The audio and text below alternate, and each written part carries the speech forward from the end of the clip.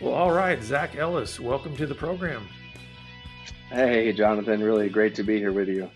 Yeah, I've been looking forward to this conversation. Our ministries actually have been connected in various ways for many years. Rick Cardos, is I've known him for many, many years at the Nathan Project, and now you're doing work with them. And so, before we get into our conversation today, that really sort of revolves around freedom and purpose and identity, and even one little aspect of that, creativity, that I'm really excited to talk about. Can you give our listeners just a little bit of who you are, kind of how you've gotten into the space of ministry, and what you're doing now?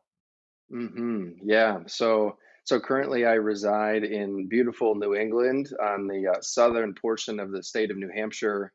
Although I originally grew up all the way out in the Midwest in northern Wisconsin, where my father was and still is the executive director of a kind of large and well-known Christian camp and conference center and a Bible school. And so I grew up in kind of the dynamic space of ministry and lots of people and things happening indoor and outdoor life. And since growing up there, I've been kind of all over the country. Lived in Chicago and went to Moody Bible Institute for my undergrad. Served as a youth pastor for a brief period of time, and now find myself out here in New England, back in school in the midst of a master's program, studying for counseling, and currently serving within the Nathan Project as well. Yeah, share a little bit about how you got connected to the Nathan Project, because this is a very specific area of ministry, right? Yeah, yeah. So all of those things that I just said, they also come with the layer of reason and purpose for why. Yeah, now I'm connected with Nathan Project. So in and amongst my time growing up within ministry and kind of in a sense like on stage in front of hundreds and thousands of people that were coming to that camp throughout the year, I had my own secrets and struggles along the way, and one of those primary ones being pornography from an early age, from in junior high, kind of moving forward. So that was my secret and my shame for a number of years, from that early age moving forward, and something that I carried with me throughout high school and into my early adult years, even through when I was going to Moody, and even after as working as a youth pastor, and was a significant part of why I resigned from my position as a youth pastor after one short year of time in ministry, having come to a place of depression and anxiety, hopelessness, and just separation from people, from community, and from purpose. And so, fast forward from that point of resigning from my position as a youth pastor, that really kind of began the journey of discovery and integration and understanding for how did I end up in this place. And so when I say fast forward, I mean jumping forward a couple of years where I moved out to New England, kind of looking for fresh start. And as I walked into the first church on my list, a short list of about three places, Rick Cardos was one of those first people that I met. You could say by chance or by accident. I'm sure that God has had His hand all over it. The guy who came from my background in history to be meeting Rick, a ministry leader in this space, dealing specifically with sexual integrity and addiction and recovery. And so that began our relationship in a very personal way. He invited me into a group, to what we call a for men only group, where week by week we were working through materials, and I was learning in that space to be honest within community, to learn how to understand and to tell my story. And so much work and formation was happening at that time, and has continued moving forward, where from that personal relationship over these last now 6 years, our relationship has evolved, I should say, into a working and collaborative one, as I now serve at the Nathan Project, working with individuals who are now in that same position that I was in years ago. hmm Yeah, it's beautiful to see how kind of there's supposed to be this multiplying effect, right? Or this redemptive component to recovery. Now, when we talk about recovery, especially in the space of, sexual addiction and that kind of stuff, One word that gets used a lot when guys are coming into this space is we talk about freedom, right? We want to Mm, talk about breaking free and becoming free. Um, how do you think most guys think of what that term means at the front end of recovery? Like when they're just first stepping in and they hear somebody says, "Hey, this is an environment where we're wanting to help you break free. We're wanting to help you experience freedom." How do you think most guys interpret that word freedom at first? that's such a great question. Even in the language, when you say break free, it brings to mind different categories that we live with. Part of my journey of recovery and restoration, it's taken, a variety of directions. Not only was pornography in and a part of my life as kind of the primary piece, but also substance abuse. And so I found myself in spaces like anonymous meetings and celebrate recovery and now FMO meetings. And so all that to say, I've kind of tasted the many flavors in from the world of recovery and our language of breaking free. It really does. I think it lends itself to this kind of division where, for a season, in the beginning stages of our recovery, and I can't stress enough, the absolutely essential season of recovery is really focused on freedom from. So this removal of habits, this breaking free from, this removal, this kind of creating space. But we don't often talk about the kind of next step in terms of freedom, going from a posture of freedom from into a posture of freedom for. So even that language kind of inherently there of breaking free, so much of our focus in a sense is about breaking and severing and disconnecting from, but we need, I think, to also be cultivating an understanding and a posture towards building. So going from breaking and into building, um, I think about that a lot, and I have thought about that a lot over the years. How for much of the early season of recovery in my life, the primary focus was really around that category of freedom from, and we say Mhm.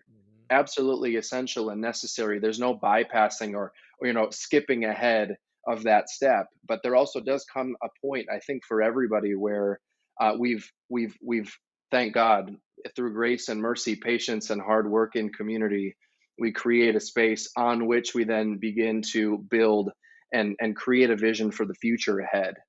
So yeah. Yeah, what do you think happens? And I think some of us have some challenges along the way of making that transition.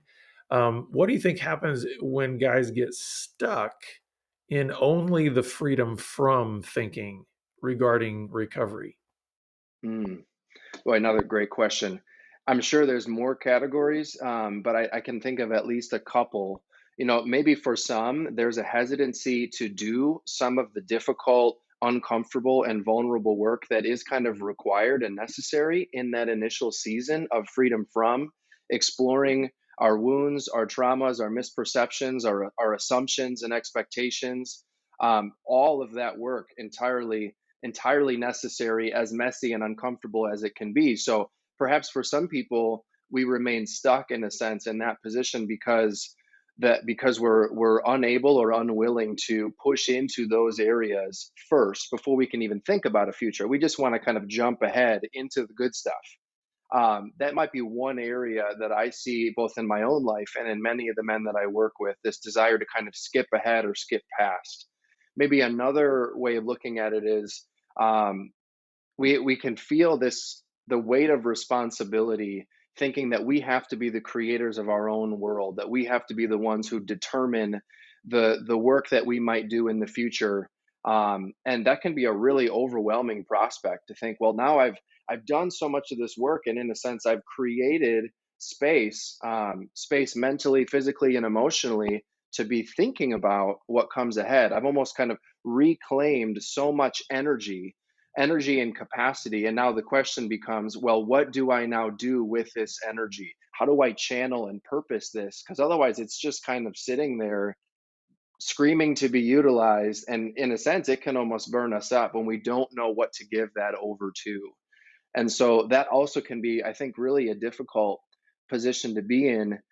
Maybe in particular in our world today, where whether we're aware of it or not, so much of the language and the commentary that we're saturated in is one of meaninglessness. It's like there's really no underlying or undergirding purpose, value, meaning to anything. And so if you gain that sense of freedom and capacity, but don't have a way of grounding that into a foundation much bigger than just yourself and your own opinion, I think it's really easy to languish in that space and reach back towards those things that we know didn't do us any good, but they at least offer some sense of control. If I do this, if I watch this, if I engage with this, I know that I can at least produce an outcome that's expected, that's in a sense kind of reliable.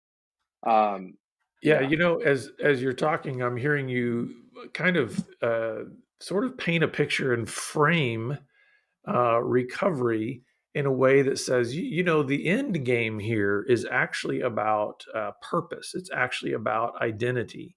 Why do you think it's important that we set the target properly versus what many guys come into recovery thinking it's just about modifying behavior?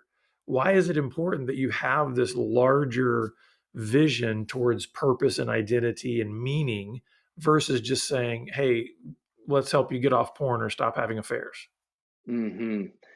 I think when I look back on the way in which I was raised, some of the language that was used in my church and even within my family and the people that we spent time with, I don't think that it was ever intentional or purposeful. But as I look back on it now, I see this theme of a kind of Christian nihilism, a kind of like almost describing life in the here and now as this cosmic waiting room where we're anticipating heaven to come, and in the meantime just try not to do too many bad things or to make too much of a mess, right? And that was and I think still is sometimes what we revert to. It's like we anticipate and look forward to heaven and glory and perfection to come, but at the cost of engagement in the present moment. And it leaves us kind of in this position of, well, what do I do besides kind of bide my time?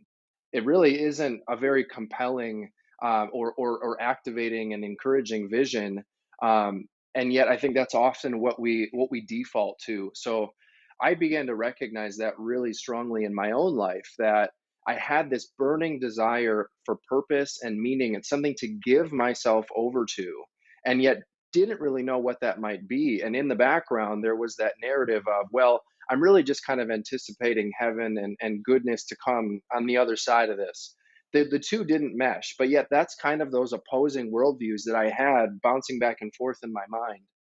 So, so to, I guess, bring it back to your question, creating a sense, or maybe not creating, but as we look to what our Creator has given us in our capacity as human beings to be co-creators along with Him, there's an excitement, a sense of adventure, there's a playfulness, there's a call and an invitation into relationship that's inherent to who we are as humans. Looking all the way back even to the garden, into Genesis and the creation account, where God certainly didn't have to invite Adam into this act, and yet He bestowed onto Adam the call and the invitation to name the animals. This very like collaborative act that has a lot of like an abundance of opportunity in it. To think that God could have easily named every single one of the thousands of animals in creation, and yet He gave that not only responsibility but opportunity to Adam as this way of saying, I want to do this with you. And I'm also, I could picture God with this posture of curiosity to see what His very creation might come up with, and to joy in that. So we could take that example and apply that to our lives today in a lot of different ways. Yeah, so let's do that because we were talking about this in a lot of in some kind of lofty language, sort of philosophical, and this is all important, right? Because we need to be able to cast that vision that says, "Hey guys, this isn't just about do this, this, and this, so you stop looking at porn."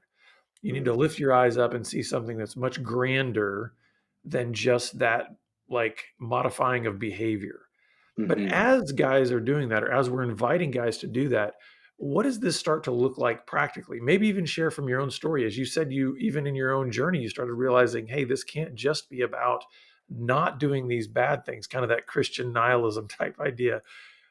What did that start looking like practically for you? How do you help men bring this to a practical aspect in terms of going from just freedom from to freedom for? Hmm. Great question. In very practical terms, there was a number of things that started to happen in my life. I remember a season that felt much like a stretch of kind of experimentation, where thinking about this blank slate of opportunity and just kind of tossing ideas and out there, kind of almost auditioning with my friends and family. I have this idea. Do you see this working well with who I am? Because you've got this outside perspective into who I am.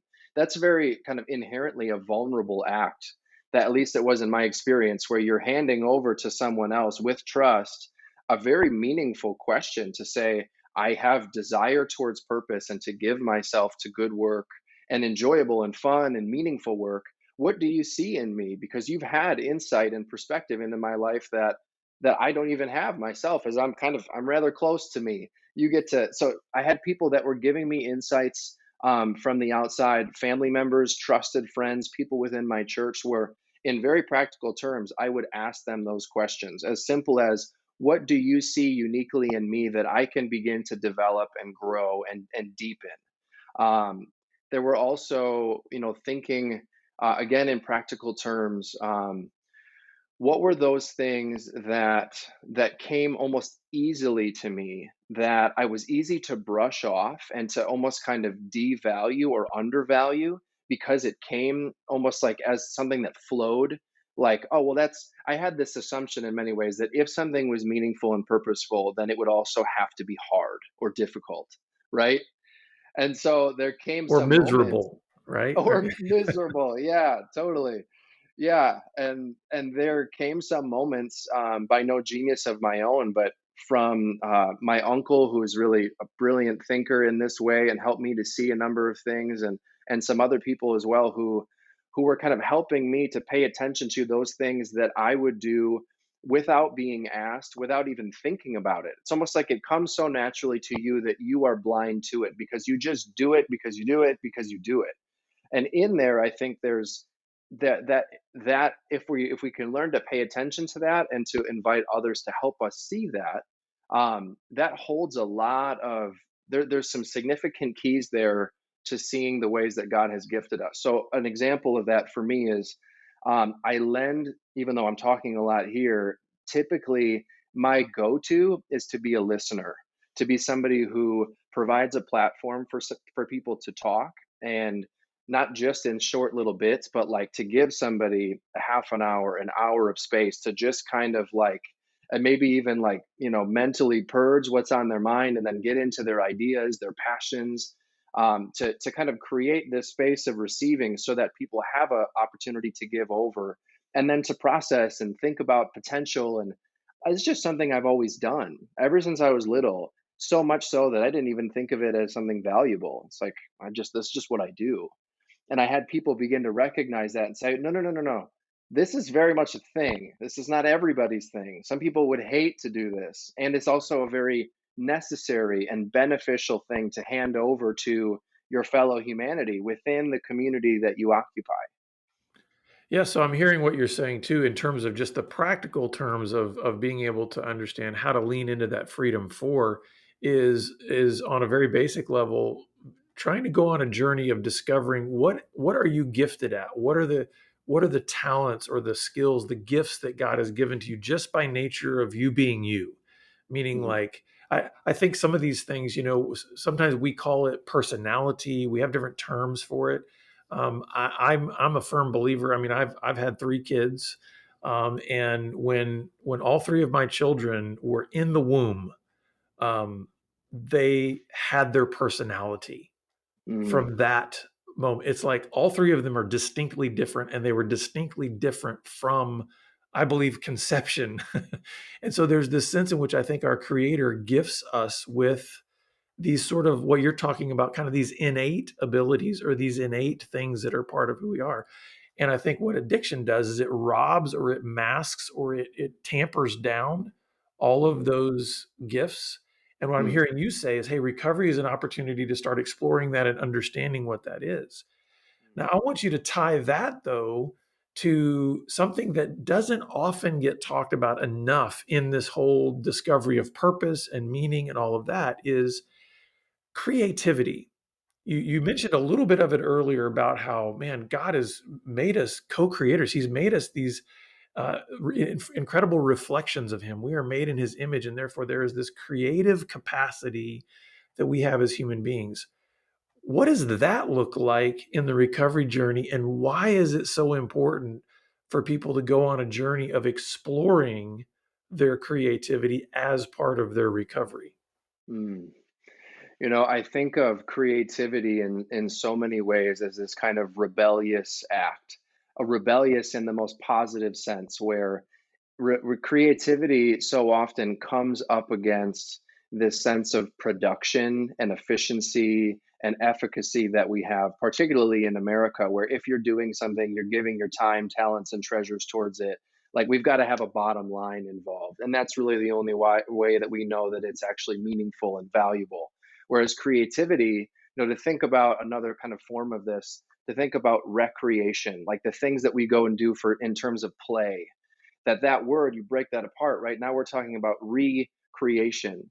So there is this sense of playfulness and kind of whimsy and enjoyment and adventure that comes into that spirit of recreation, recreation, and creativity, where we're coming at this from a posture of recreating, in a sense, or bringing heaven to earth, calling back all the way back to the garden, to the present day, those things that we deeply long for, that in this life we may not experience in their fullness, but we know that we're built for something more. And the creative acts, I think, are those things that bring that into sharp focus in moments right now, in very physical forms. So to think about, like, the variety of arts that we have, maybe in some ways in on our modern landscape now, it's easy to kind of brush off those creative endeavors as, like, sure, it's a nice little hobby that you have on the side, but what meaning or good, does it actually have in it? So to think about painting, or music, or in my case for photography, we can hone in on that. For me, it's really become photography's become this really big piece of my life over the last kind of 6 years. Really, at the beginning of my recovery process, I'll say there was this burning desire and interest in this medium of photography, while at the same time the voices in my head saying, what would be the good and purpose of doing this, essentially kind of like frivolous thing? It's going to take money and investment and time and resources. And so, well, don't you have something better to do? That was what was kind of going on in my head, and yet I couldn't stop thinking about it. And thank goodness, with some support and encouragement from others, did invest into some cameras and lenses and kind of all the equipment that you need. And I'll say, for these last number of years, this creative practice, and for me, particularly photography, but I think in any sense for anybody, when you have that outlet, it provides, in very physical terms, a way of paying attention to what you're paying attention to kind of elaborating on those things that at your essence, at your core, bring profound delight, beauty, wonder, and awe. This sense of enjoyment, at the, like, all the way down to our bones. That I think it does call us up into relationship with God in some of the most beautiful ways that we have access to in this life. Yeah, and a lot of times when I've over the years, as if I've been helping a guy who just feels like he doesn't have any connection to creativity, I will actually prove to him that through his addiction, he has actually shown that he has creativity. And I will show him kind of on the negative side of how he has used incredible creativity to get away with some of the stuff that he's been doing. Like, oh my goodness, that lie that you told, that was incredibly creative. Just the idea that you can use even that creative aspect of being made in God's image on a negative side to be Mm, deceptive or to be deceitful or to do things that in a way that you were never designed to do. And a lot of times when I'll share that with a guy, it's like his eyes open and he realized that's not the purpose for mm, that creativity. And I think that's Mm, really what we've been talking about here. Like, the purpose is for the good, the right, the beautiful, right? Which is being a reflection of God. mm, So I would love to talk just a little bit, as we've got a few more minutes here, um, about this idea of creativity, giftedness, and then what does that look like maybe in the recovery space for guys who have they've traveled through freedom from, meaning they're no mhm, longer engaging in their acting out behaviors. They're really experiencing freedom for by discovering their giftedness, their purpose, maybe even tapping into their creativity. What do you think that looks like coming full circle kind of in the recovery space for those who are saying, how do I begin utilizing all of these things? Not in just a like ROI kind of way or just a production oriented way, but in terms of the way in which we were designed to ultimately give what we have received. What is how have you seen that work out in your own life? How do you see that? And what kind of connection does that ultimately have to joy? Because we don't mm, talk enough about that. We think joy only comes in the freedom from, like, hey, I'm no longer doing that, right? How can mm, you describe the difference between the joy of freedom from and the joy of freedom for? mm. Yeah, gosh, a bunch of great questions in there. I think it's important to even circle back a touch to that topic you brought up, where so many people will kind of latch on to the word creative and disassociate themselves from that kind of direction. I'm not a creative person. I'm not an artsy person. I don't paint. I don't draw. Whatever. We make those associations when I think it's absolutely essential that we begin to expand out the domains of creativity, our understanding of what being creative can look like, so that it encompasses the whole body. I think of that verse in Scripture where we talk about in First Corinthians that we're one body with many members, meaning that out of all the different personality types and people, we have differing interests and focuses and interest, and that's by design, and it's not meant to be that everybody is a photographer, a painter, a musician, or whatever. And so in some ways, even just recognizing some of those differing domains, being that some people are gifted in communication and listening, encouragement, development, a starter or an initiator, they're an ideator or a vision caster, a builder or a maker. Maybe it's hospitality and hosting, or caring and nurturing and healing, organizing, teaching, educating, growing, providing, stewarding. Like, these are kind of bigger picture categories that inside of those, there's endless opportunity to be creative in those spaces. So I think of like my mentor, who now in his 70s, he's been a lifelong single guy who's really dedicated his life to be in service to, in particular, young men who've grown up without fathers.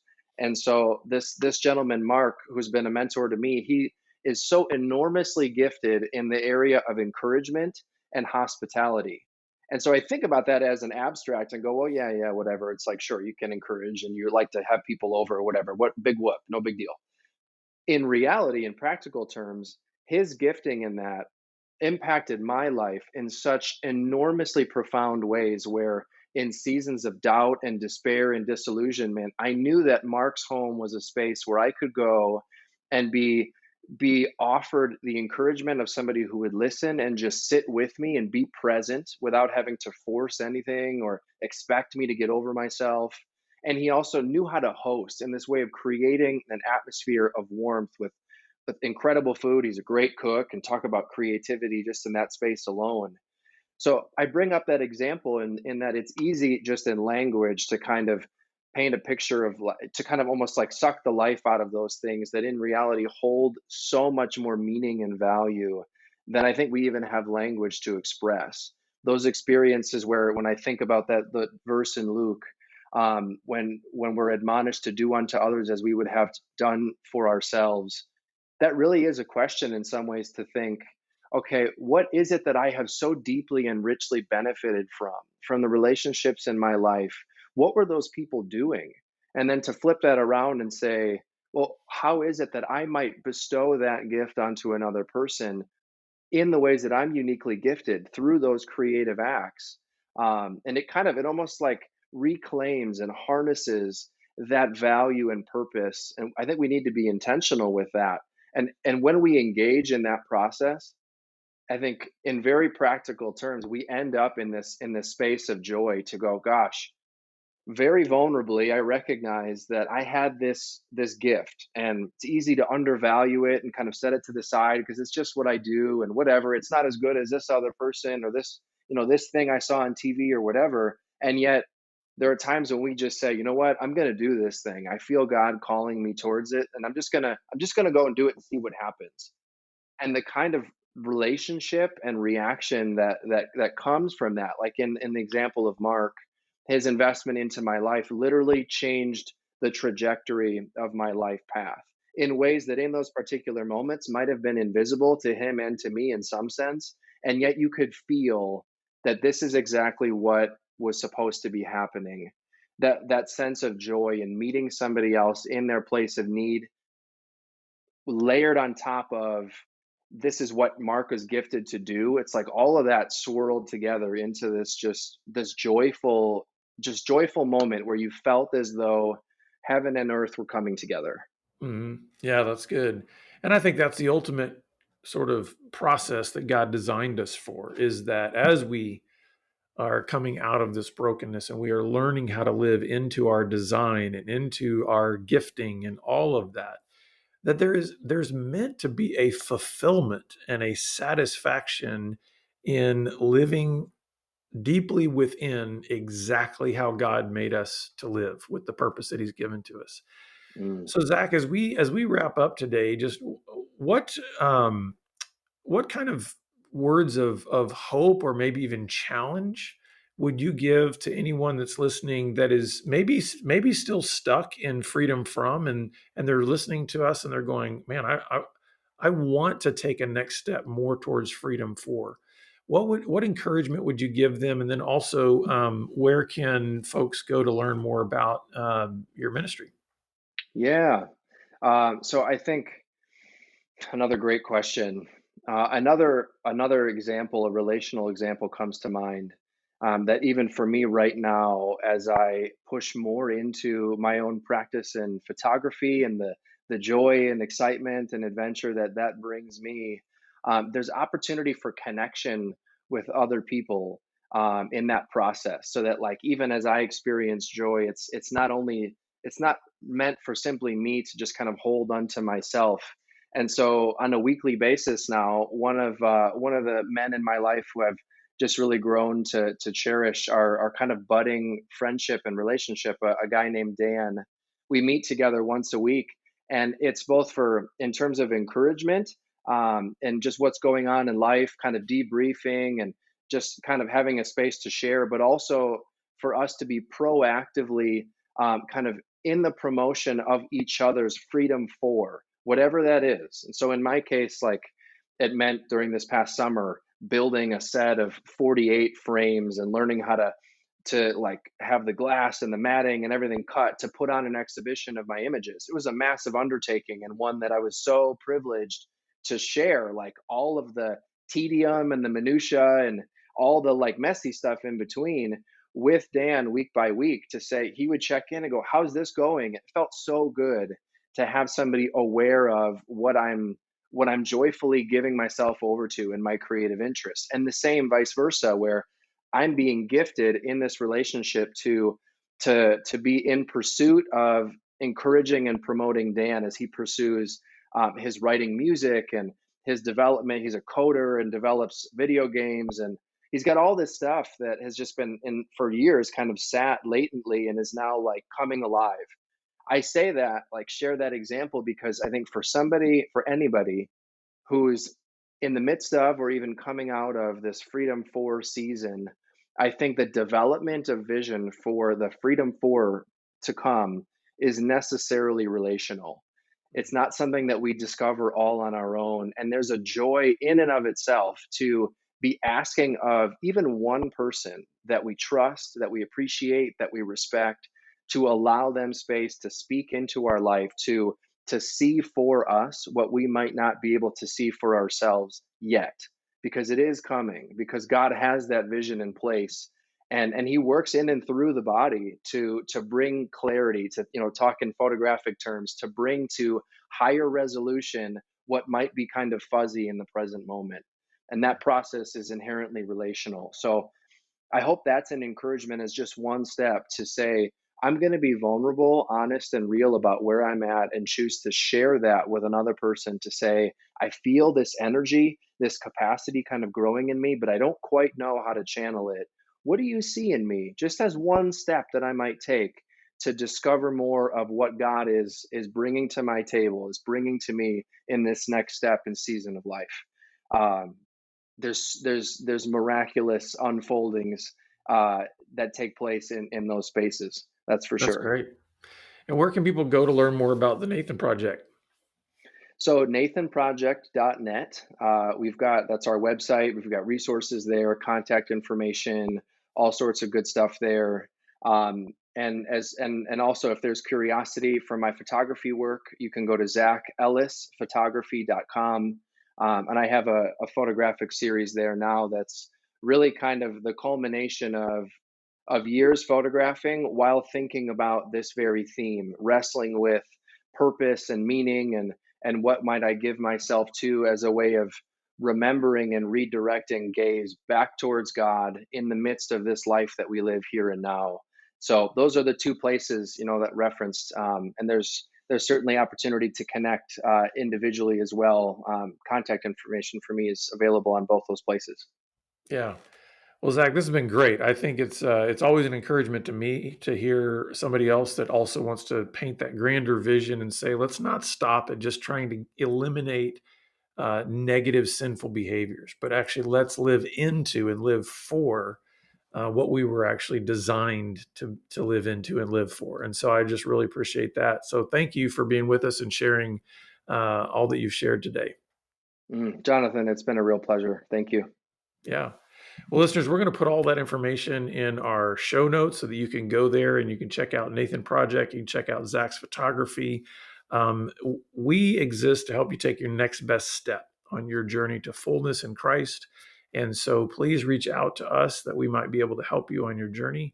And we're always glad that you're with us. And we look forward to seeing you back here again next time on the Pure Sex Radio program. Take care.